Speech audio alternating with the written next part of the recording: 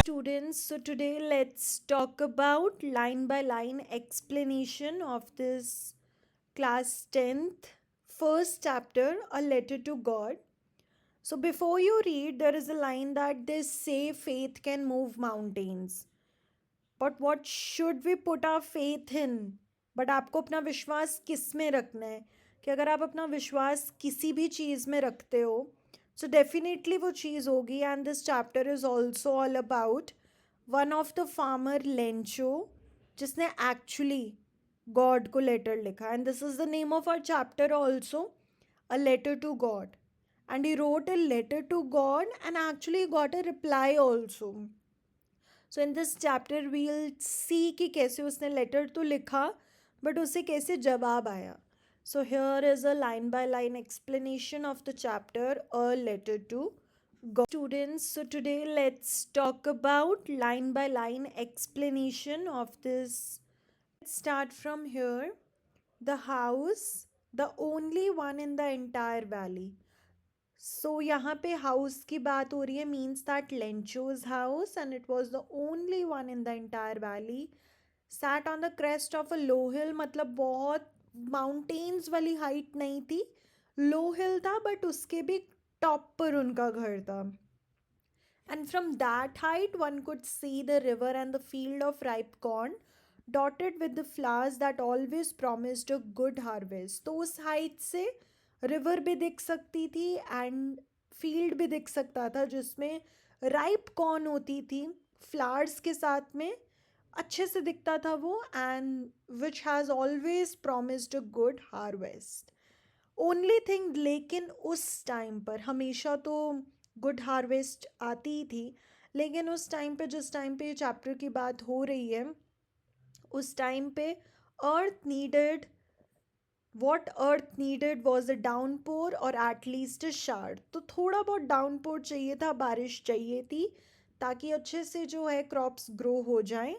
And through out the morning Lencho, who knew his fields intimately, had done nothing else but see the sky towards the northeast.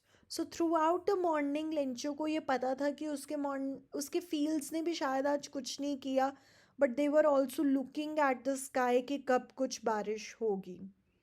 Now we are really going to get some water women. तो उसने अपनी wife को बोला कि आज हमें definitely कुछ पानी मिलेगा.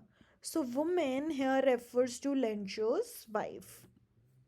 The women who was preparing supper, it means that she was preparing dinner, replied, yes, अगर भगवान की मर्जी होगी तो डेफिनेटली हमें मिलेगा.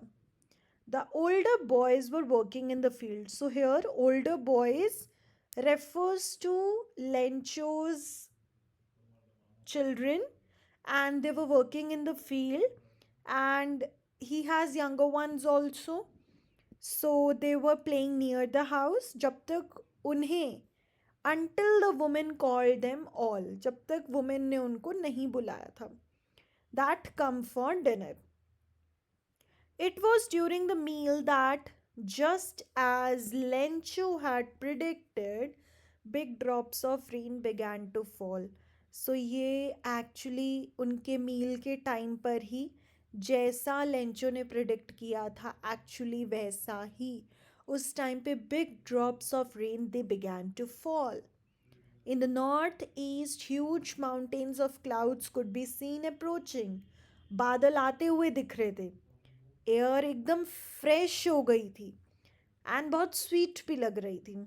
Man went out for no other reason than to have the pleasure of feeling the rain on his body, because the man here means Lencho. He went out for no other reason कि मैं देखूं हवा कैसी है और कैसा लग रहा है. He actually went out to feel the rain, because इतना ज़्यादा वेट था पानी का कि he actually wanted to feel that thing on his body, to realize and to feel कि सच में बारिश हो रही है. And when he returned, he exclaimed, these aren't raindrops falling from the sky. And what? When he returned, तो उसने ये बोला कि ये रेन ड्रॉप्स नहीं है जो स्काई से गिर रही हैं, ये न्यू कॉइन्स हैं. So here new coins refer to the thing that कि अगर बारिश होगी तो क्या होगा. बारिश होगी तो उनकी क्रॉप हार्वेस्ट होगी. क्रॉप हार्वेस्ट होगी, so in that way they can earn more money, and that will be coin for them. So basically actually वो रेन ड्रॉप तो नहीं था, they were hailstones. तो उसने बोला कि जो छोटे छोटे हैं, पहले उसने बिग का बताया that the big drops are 10 cent, कि जो बड़े बड़े गिर रहे हैं हेल स्टोन्स इससे हमें ज़्यादा पैसे मिलेंगे, 10 सेंट है. एंड जो लिटिल वंस हैं वो 5 सेंट्स हैं, क्योंकि वो सेटिस्फाई था उस चीज़ में कि actually something is coming from the sky, and cent is their currency. So with a satisfied expression he regarded the field of ripe corn with its flowers, draped in a curtain of rain. So वो satisfied था उस चीज से जो उसने देखा. But suddenly a strong wind began to blow. एकदम एक strong wind जो है वो चलने लगी. And along with the rain were large hailstones began.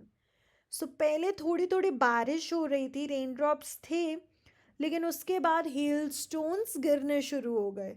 These truly did resemble new silver coins. ऐसे लग रहा था कि सच में जो वो कह रहा था कि न्यू कॉइन्स हैं, ये तो ऐसे ही लग रहा है कि कॉइन्स गिर रहे हैं. Boys exposing themselves to the rain ran out to collect the frozen pearls.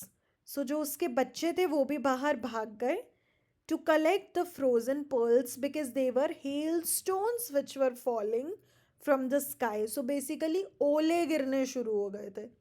And now you can imagine कि एक फील्ड को अगर रेन चाहिए और वहाँ पे अगर ओले गिरने शुरू हो जाएं, so it can also damage the crop.